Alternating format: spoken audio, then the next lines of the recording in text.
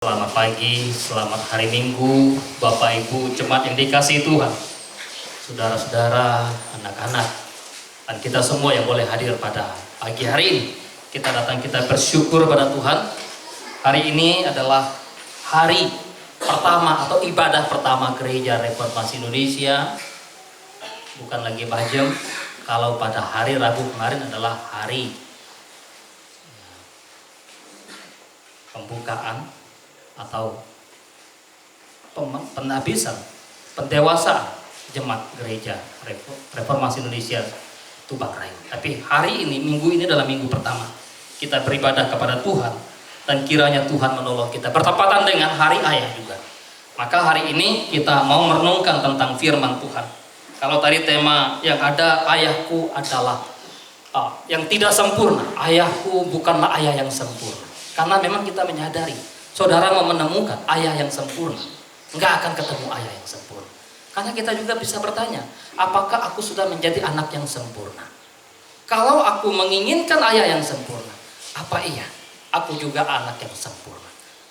Karena sejak manusia jatuh ke dalam dosa, maka tidak ada seorang pun yang mencari Allah, tidak ada seorang pun yang berkenan di hadapan Tuhan, tidak ada seorang pun yang sempurna di hadapan Allah.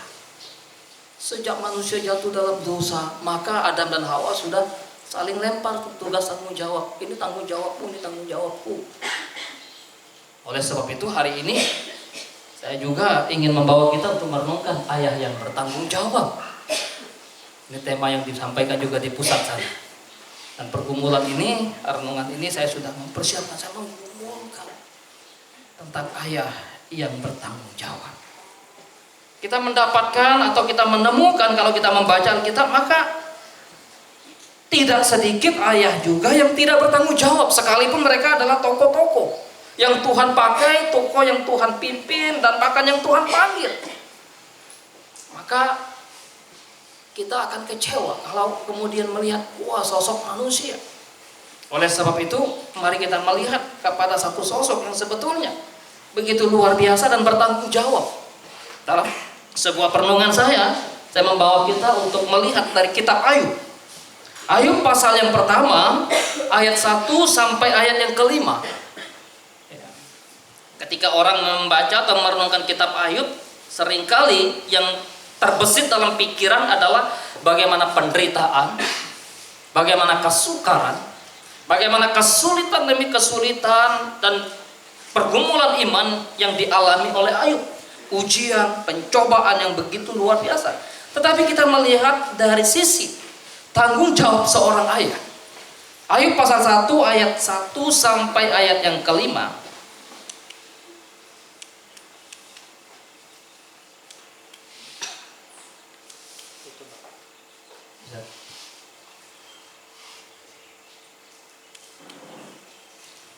Mari kita melihat Ayub pasal 1 ayat 1 sampai ayat kelima. Saya akan baca untuk kita. Bapak Ibu, saudara-saudara bisa memperhatikan di dalam Alkitabnya atau di layar yang sudah ada. Demikian firman Tuhan. Ada seorang laki-laki di tanah Uz bernama Ayub. Orang itu saleh dan jujur. Ia takut akan Allah dan menjauhi kejahatan. Ia mendapat 7 anak laki-laki dan 3 anak perempuan. Begitu sempurnanya. Ia memiliki 7.000 ekor kambing domba, 3.000 ekor unta, 500 pasang lembu, 500 keledai betina, dan budak-budak dalam jumlah yang sangat besar. Sehingga orang itu adalah yang terkaya dari semua orang di sebelah timur. Anak-anaknya yang lelaki biasa mengadakan pesta di rumah mereka masing-masing menurut giliran. Dan ketiga saudara perempuan mereka diundang untuk makan dan minum bersama-sama mereka. Setiap kali apabila hari-hari pesta telah berlalu, Ayub memanggil mereka dan menguduskan mereka. Keesokan harinya, pagi-pagi bangunlah Ayub, lalu mempersembahkan korban bakaran sebanyak jumlah mereka sekalian, sebab pikirnya, mungkin anak-anakku sudah berbuat dosa dan telah mengutuki Allah di dalam hati, demikianlah dilakukan Ayub senantiasa. Bapak Ibu saudara-saudara yang dikasihi oleh Tuhan Yesus Kristus, ayah bukanlah pribadi yang bisa kita pilih. Enggak seorang pun bisa memilih siapa yang menjadi ayah mereka. Saya enggak bisa memilih ayah yang menjadi ayah saya. Enggak bisa. Ibu pun demikian. Oleh sebab itu, siapapun ayah kita, maka kita percaya bahwa itulah yang Tuhan anugerahkan. Itulah yang Tuhan berikan dalam segala keterbatasan, kekurangan yang mereka miliki. Kita tidak bisa komplain kepada Tuhan. Kenapa engkau berikan kepadaku ayah yang tidak sempurna? Kenapa engkau berikan kepadaku ayah yang tidak seperti ayah orang lain? Kalau bisa memilih, pasti kita akan memilih ayah yang mungkin tampan, ayah yang ganteng, ayah yang penuh dengan harta kekayaan yang limpah, ayah yang bisa menuruti segala keinginan, kemauan yang kita inginkan, bukan? Ayah yang punya posisi, punya kedudukan, punya jabatan, itulah ayah yang kita pilih. Kalau kita bisa memilih ayah bagi kita, kita tidak bisa menolak ayah yang Tuhan hadirkan dalam kehidupan kita, terlepas dari bagaimanapun adanya mereka. Entah itu secara fisik, entah itu secara kerohanian mereka, entah itu secara finansial mereka, kita nggak bisa memilih. Maka posisi kita sebagai anak adalah bagaimana kita menerima dan mensyukuri ayah yang adalah Tuhan berikan kepada kita. Tetapi bagi saudari-saudari perempuan bisa memilih untuk calon ayah dari anak-anaknya. Bisa milih nggak perempuan? Bisa nggak milih calon suaminya? Aku nggak mau milih, yang penting aku tutup mataku cari suamiku, mau baik, mau buruk, mau apapun. Betul? Betul? Mau milih atau enggak milih? Milih lah ya. Masa untuk baju aja kita milih setengah mati, cari pilih mana baju yang cocok, pergi ke toko untuk suami, untuk calon suami. Udah nggak usah pakai pilih segala. Pokoknya siapa yang datang itulah yang menjadi suami saya. Apakah begitu? Mahasiswi atau anak-anak, ini anak-anak masih SMP jadi belum ya, atau guru-guru yang masih bergumul dengan calon hidup, calon pasangan hidup, pasti ini saya pilih, ini masuk kriteria saya, ini laki-laki ini cocok, ini laki-laki ini baik, laki-laki ini benar, laki-laki ini bertanggung jawab, laki-laki ini sosok yang pas untuk mendampingi hidup saya.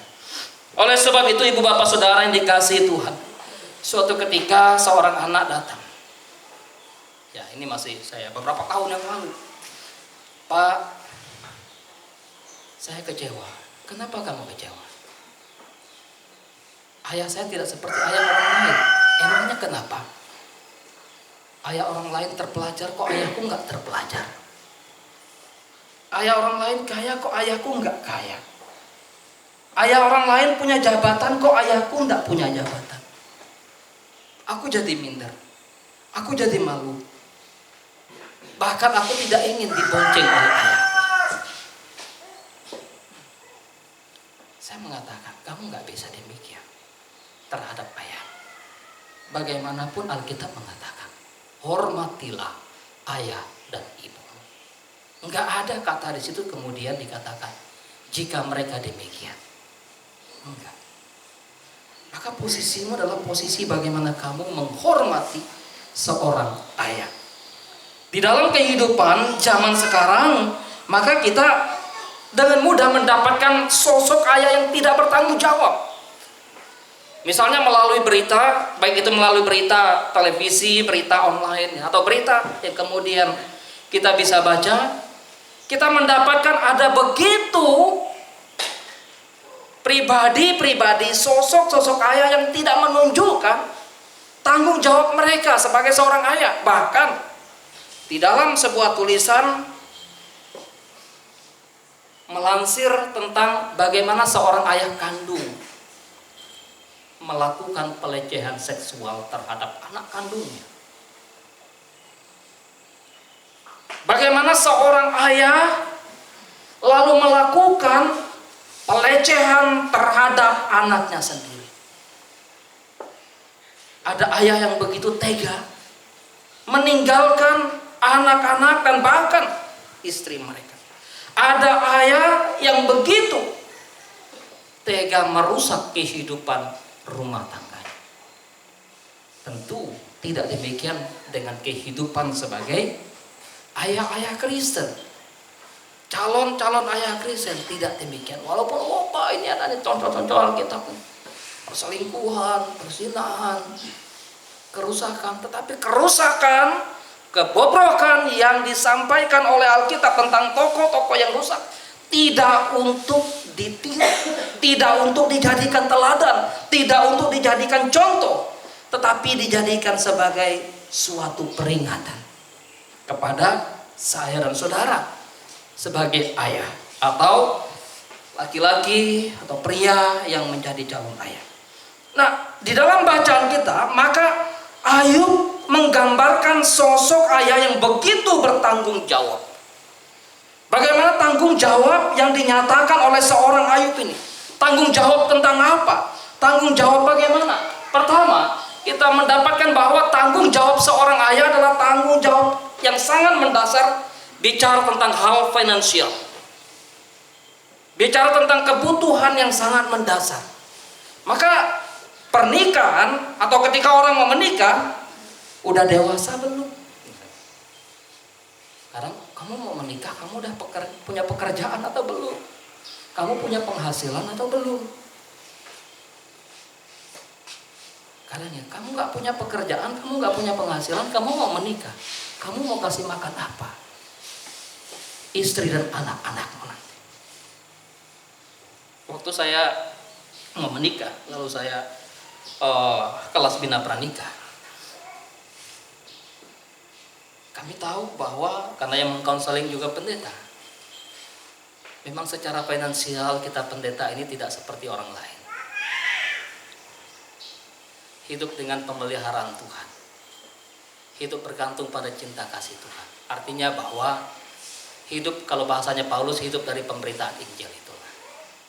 Tetapi saya yakin, saya percaya bahwa bukan harta benda itu yang menjadi dasar bagi kamu untuk mau menikah dengan istrimu, atau sebaliknya, istrimu mau menikah dengan kamu bukan karena kamu banyak hartanya juga. Bapak Ibu Saudara yang dikasihi Tuhan, maka tanggung jawab ayah yang paling mendasar adalah bicara tentang tanggung jawab memberi makan keluarga, memberi makan istri dan anak-anak. Ada orang yang bekerja keras dari pagi, siang, malam. Alasan untuk apa? Supaya nanti kesejahteraan keluarganya baik, finansialnya tercukupi. Anak ingin sesuatu dia bisa belikan. Tetapi tak jarang ketika orang bekerja dan bekerja, ayah bekerja dan terus bekerja, kalau tidak hati-hati maka keluarga pun akan rusak. Berapa banyak ayah yang karena pekerjaannya juga, katanya mencari nafkah, tapi ketika bekerja bukan nafkah yang dicari, tapi hal-hal yang lain.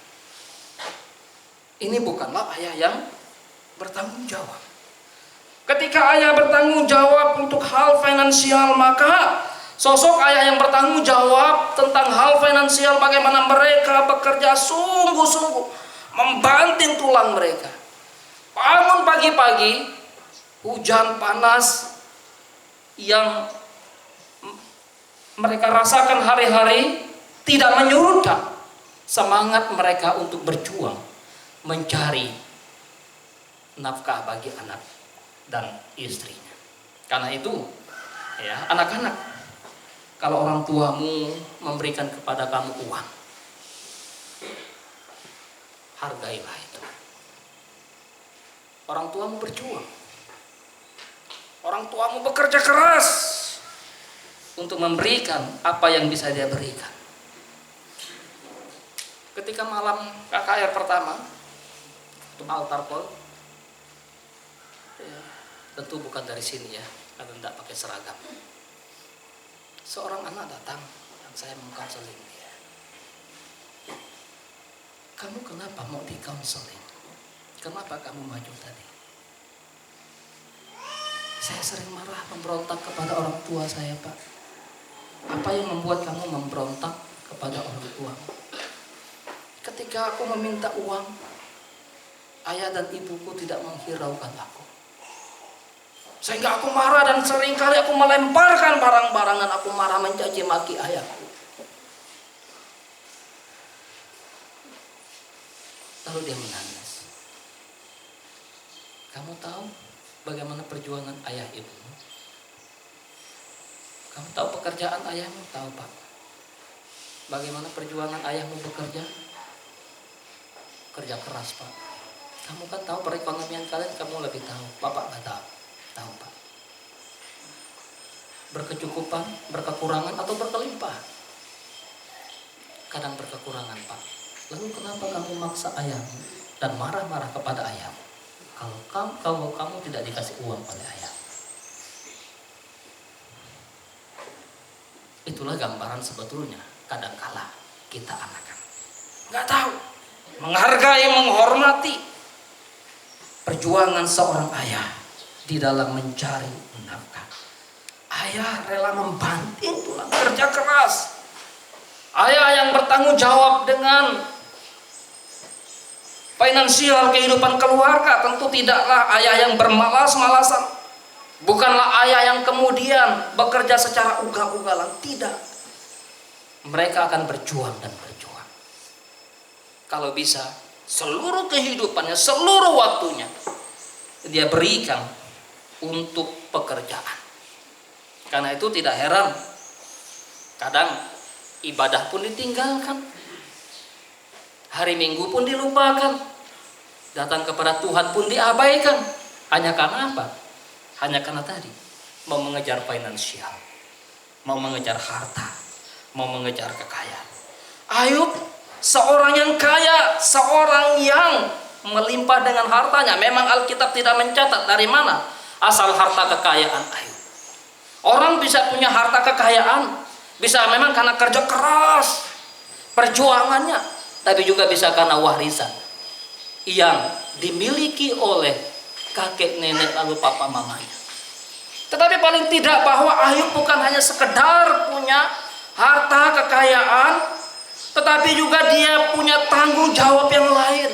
Ketika ia punya harta, ia punya kekayaan, dia tidak menjadi ayah yang kemudian lupa dengan segalanya. Tidak. Ayub punya tanggung jawab moral yang begitu luar biasa.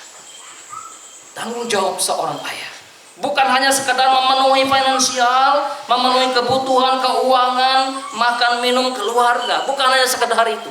Kalau hanya sekedar itu, maka apa kelebihan tanggung jawab seorang ayah Kristen dengan tanggung jawab ayah yang tidak mengenal Allah? Mereka pun punya tanggung jawab untuk memenuhi kebutuhan finansial. Tetapi tanggung jawab berikutnya adalah bagaimana tanggung jawab seorang ayah tentang moral. Tidak sedikit ayah yang sudah bekerja sedemikian rupa, sedemikian keras, lalu punya harta, punya kekayaan, tapi moralnya hancur. Uang ada, setoran ke keluarga mungkin ada, tapi perjudian, minuman keras, perselingkuhan juga bisa terjadi. Berapa banyak orang yang kemudian mengalami kerusakan. Ayub menunjukkan bagaimana seorang ayah yang punya moral yang begitu luar biasa. Hal ini ditunjukkan dengan bagaimana Alkitab mengatakan Ayub seorang yang jujur. Ini bicara moral, kejujuran. Dengan kata lain, kalaupun dia punya harta, dapat harta, dia tidak akan dapat harta itu dari korupsi. Tidak akan dapat harta dari mencuri. Tidak akan dapat harta dari menipu orang lain. Tidak. Karena Alkitab mengatakan Ayub seorang yang jujur. Maka Bagaimana kehidupan ayah zaman sekarang? Punya moral kah? Ini menjadi satu perenungan bagi kita sebagai ayah-ayah Kristen, dan tentu bagi saudara-saudara yang mempersiapkan diri juga untuk menjadi seorang ayah. Adakah perempuan-perempuan yang memilih calon suaminya yang mencari yang tidak bermoral? Enggak, bukan. Kok kamu mau menikah sama dia? Iya, saya mau menikah sama dia, Pak. Kenapa? Karena saya suka dia mabuk-mabuk sama dia. Ada enggak perempuan-perempuan yang begitu? Kok kamu mau menikah sama dia? Kenapa kamu mau menikah sama dia? Iya, karena saya senang dia suka berjudi. Ada enggak? Ya. Kok kamu mau menikah sama dia? Iya, Pak. Kenapa? Karena dia laki-laki yang suka berantem. Pasti pilih moral yang baik, moral yang benar. Pribadi atau laki-laki yang punya moral. Wah, ini moralnya baik. Bawa kenalkan ke keluarga, ke orang tua, ke ayah ibu. Wah, bagus itu anak tuh, bagus itu laki-laki bagus, moralnya bagus. Gimana sekarang? Rekam jejaknya. Makanya laki-laki ya yang belum menikah, rekam jejak digital ini penting ini. Ya, moralnya gimana? Perempuan-perempuan bisa lihat juga seleksi-seleksi sekarang kan, tidak hanya kelihatan dari casingnya, lihat gimana rekam jejaknya. Ya, walaupun itu tidak otomatis, karena manusia punya yang namanya titik pertobatan. Ya, jangan sampai nanti, oh dia kan udah masuk STT Pak, betul ya. Jadi jangan, oh dulu dia mencuri, dulu dia misalnya merampok, tapi sekarang kan dia udah bertobat Pak, ya udah bagus. Ya, jadi pertobatan penting. Oleh sebab itu moral dari seorang ayah harus diperhatikan. Ketika ayah bertanggung jawab tentang hal moral, maka itu bertanggung jawab juga untuk keluarganya. Ia menjaga nama baik, bukan saja nama baik bagi dirinya, tapi juga bagi anak-anaknya, bagi istrinya. Bayangkan, kalau ayahnya adalah seorang yang rusak moralnya, lalu dia punya anak, dan anak-anaknya tahu, atau teman-teman dari anak-anaknya tahu, maka bukan hanya ayah yang merasa malu atas moral yang rusak yang dia alami, tapi juga anak-anaknya mungkin akan merasa malu. Mungkin dia akan dibully oleh teman-teman. Oh, ayahmu koruptor. Oh, ayahmu pembunuh. Oh, ayahmu perampok, dan seterusnya. Tapi ketika ayah menjaga moral yang baik, menjaga moral yang sungguh-sungguh benar di hadapan Tuhan, yang mendapatkan kehormatan bukan hanya sang ayah, tapi juga keluarga, anak-anak, istri, dan orang-orang di sekitar. Oh, saya kenal papamu itu orang yang sangat luar biasa baik. Papamu orang yang jujur. Papamu orang yang tidak mau bekerja sama dengan kejahatan. Bapak Ibu Saudara yang dikasihi oleh Tuhan, itulah gambaran Ayub. Ayub seorang ayah yang bertanggung jawab dengan moral yang ada. Dia hidup jujur di hadapan Tuhan. Hal yang ketiga, tanggung jawab seorang ayah. Seorang ayah bukan hanya bicara tentang tanggung jawab finansial, bukan hanya bicara tentang tanggung jawab moral, tapi juga bertanggung jawab tentang apa? Sosial. Punya tanggung jawab sosial yang harus dimiliki, yang harus dilakukan. Dan itulah yang dikerjakan atau yang dialami oleh diri Ayub. Tadi Ayub adalah orang yang punya finansial begitu luar biasa, seorang yang terkaya di zamannya, seorang yang begitu terkenal dengan kejujurannya, tetapi juga seorang yang punya tanggung jawab sosial yang begitu luar biasa. Hal ini bisa kita lihat bagaimana ketika Ayub berkata tentang apa yang telah dilakukan di Ini yang dilakukan oleh Ayub. Di dalam pasal 29 ayat 15 sampai 17. Aku menjadi mata bagi orang buta dan kaki bagi orang lumpuh. Aku menjadi bapa bagi orang miskin, dan perkara orang yang tidak kukenal kuselidiki. Geraham orang curang kuremuk dan merebut mangsanya dari giginya. Betapa sosial Ayub itu sangat tinggi. Perhatian Ayub kepada orang-orang yang lemah, orang-orang yang miskin, orang-orang yang tertindas, dan bahkan orang yang tidak dia kenal lalu memerlukan pertolongan, ia tolong. Luar biasa bukan? Ini berbanding kadang ya, kalau kita memperhatikan kadang berbanding terbalik dengan kehidupan. Walaupun tidak semua orang kaya, kebanyakan misalnya, yang kemudian bisa menjadi orang yang begitu arogan, yang begitu menindas, dan bahkan begitu tidak peduli dengan kehidupan orang lain. Tetapi Ayub, dia orang yang kaya, punya moral, punya modal yang besar, tetapi juga punya sosial yang sangat baik. Ayah yang bertanggung jawab, ayah yang memperhatikan bagaimana sosial. Kalau sosial sudah rusak, ya, kalau orang kaya bisa saja membeli pertemanan, membeli orang-orang atau membayar orang-orang, lalu mengabaikan orang-orang, tetapi tidak dengan Ayub. Tidak ada tendensi dalam diri Ayub ketika dia menolong orang lain, menolong orang miskin, lalu menolong orang yang cacat, menolong orang yang lemah, dan bahkan membela perkara-perkara orang yang lemah. Tidak ada dalam konteks kitab Ayub lalu dia ingin mendapatkan pujian, mendapatkan kehormatan, mendapatkan popularitas yang lebih. Enggak. Ini betul-betul bagaimana sikap seorang laki-laki yang punya jiwa sosial yang tinggi. Kadang kita pikir-pikir ya, kita mau tolong orang, kira-kira itu dia sudah pernah tolong saya atau belum? Kalau dia sudah pernah menolong saya akan menolong dia. Kalau dia tidak pernah menolong saya mungkin menolong dia, dan saya mungkin tidak menolong dia. Kalau dia tidak pernah menolong saya, apalagi dia jahat kepada saya, barangkali jangankan tolong dia. Mungkin melihat wajahnya pun saya tidak mau, barangkali gitu. Itulah tipe manusia, karakter manusia, gambaran manusia. Tetapi tidak demikian dengan diri Ayub. Ayub betul-betul mewujud nyatakan tanggung jawab sosialnya, bukan hanya untuk keluarganya, tetapi juga untuk orang-orang yang memerlukan pertolongan. Apa yang kita punya? Apa yang kita miliki? Apa yang ada pada kita? Kita mesti menyadari bahwa itu Tuhan pakai untuk bisa menjadi alat bagi kita untuk menolong orang lain juga, bukan?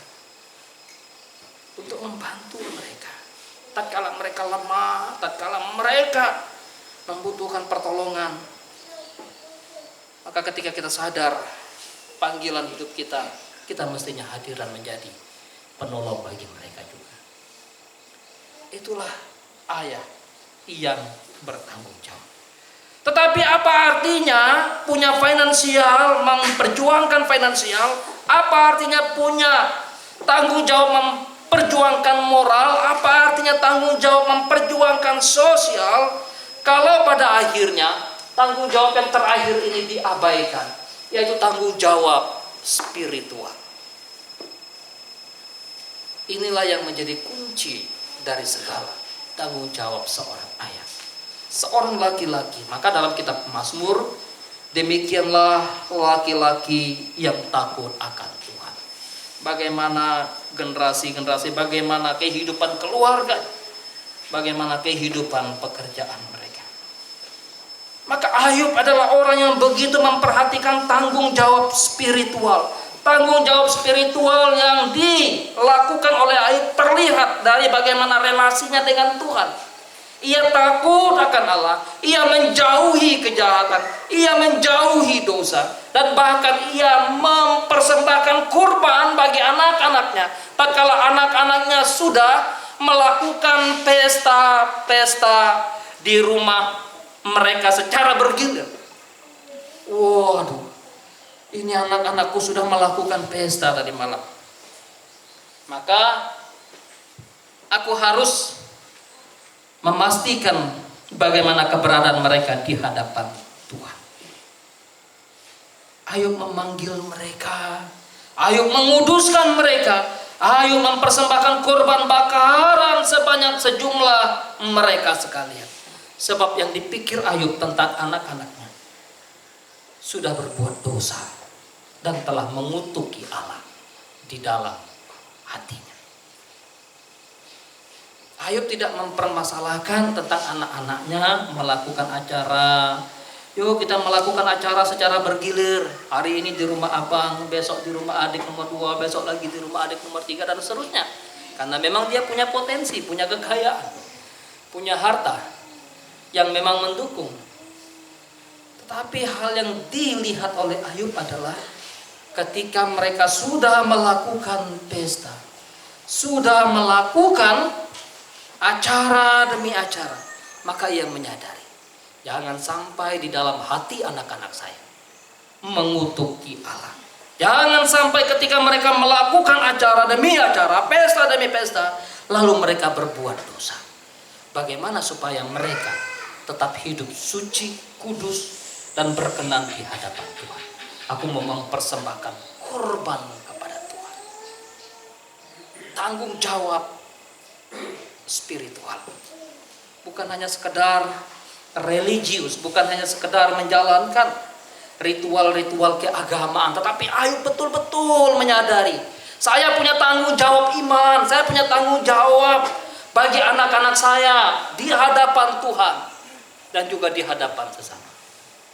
Berapa banyak ayah yang hanya memperhatikan aspek intelektual, pengetahuan, pendidikan dari anak-anaknya, tetapi begitu abai dengan hal spiritual, dengan hal keberimanan, dengan hal relasi anak-anaknya dengan Tuhan. Itulah tanggung jawab terbesar dari kita sebagai ayah, kita sebagai orang tua, dan calon-calon ayah. Kalau kita hanya mensuplai kebutuhan anak, udah nih uang, pergi sana. Oh, kamu mau les ini, kita bayarin. Oh, kamu mau sekolah di tempat yang termahal, kita bayarin. Bagus. Kalau punya kemampuan, tidak ada yang salah dengan mengupgrade pendidikan, pengetahuan anak-anak bagus. Tidak ada yang salah dengan kemudian bagaimana kita membayar untuk les dan bahkan membayar sekolah yang mahal untuk mereka. Tetapi celakalah kita sebagai ayah kalau kita mengabaikan aspek pembinaan iman, pembinaan spiritual terhadap anak-anak kita. Tanggung jawab kita sebagai ayah. Karena itu Tuhan mengingatkan kepada umat Israel, ajarkan kepada anak-anakmu ulang berulang tentang kasih Tuhan, tentang cinta Tuhan, tentang pertolongan Tuhan, bagaimana Tuhan memimpin nenek moyangmu, kemudian memimpin kamu semua keluar dari tanah Mesir menuju tanah perjanjian. Ceritakan ulang berulang kasih Tuhan itu. Jangan sampai pernah terputus. Mau engkau sedang berbaring, sedang berdiri, sedang berjalan atau dimanapun, ceritakan tentang kasih Tuhan. Tantangan terbesar dalam zaman sekarang untuk mendidik anak adalah bagaimana mendidik mereka dalam keberimanan yang sungguh pada Tuhan. Karena begitu banyaknya tantangan, godaan dari dunia. Kalau dulu kita main yang memang konvensional, kita buat sendiri. Sekarang anak-anak mainnya gadget, mainnya handphone. Kalau nggak dibatasi, apa yang mereka bisa searching di sana? Apa yang bisa mereka lihat? Semua iklan bisa muncul di sana. Sejauh mana kita orang tua bisa memfilter, memperhatikan semuanya itu? Oleh sebab itu, Bapak Ibu Saudara dikasih Tuhan, bagaimana tanggung jawab kita sebagai seorang ayah terhadap anak-anak kita? Tanggung jawab spiritual, hal yang perlu dan sangat perlu dalam kehidupan kita zaman sekarang bagi anak-anak kita. Bekali mereka dengan pendidikan keberimanan. Maka kitab Amsal itu begitu banyak. Kalungkanlah pada lehermu pengajaran dari ayah dan ibumu. Didiklah anak-anakmu dalam takut akan Tuhan dari sejak dini. Demikian juga hai anak-anak muda, bergantunglah penuh pada Tuhan. Di sanalah engkau mendapatkan kemampuan untuk menjalani kehidupan. Kita menyadari bahwa kita memang barangkali tidak seberuntung orang lain memiliki ayah yang beriman, ayah yang hidup takut akan Tuhan, ayah yang penuh dengan kelebihan seperti ayah orang lain. Kita mungkin dilahirkan datang dari ayah yang tidak memperhatikan kehidupan kita. Tetapi kita bersyukur kepada Allah yang hidup.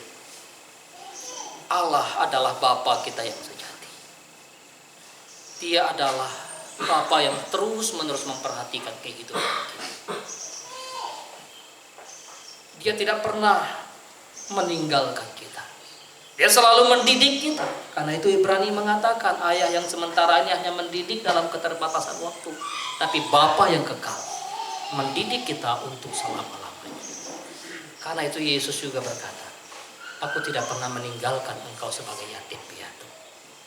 Mungkin secara manusia kita tidak seberuntung orang yang lain. Kok papanya baik sekali, papa teman saya memperhatikan dia. Kenapa papa saya begitu abai pada saya? Kenapa papa saya begitu rusak, tak seperti papa yang lain?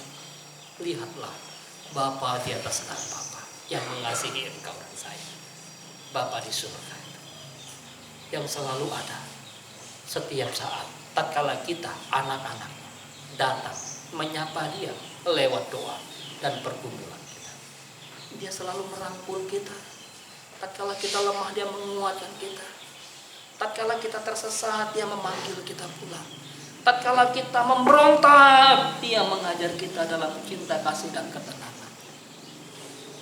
Oleh sebab itu, datanglah pada Bapa yang kekal.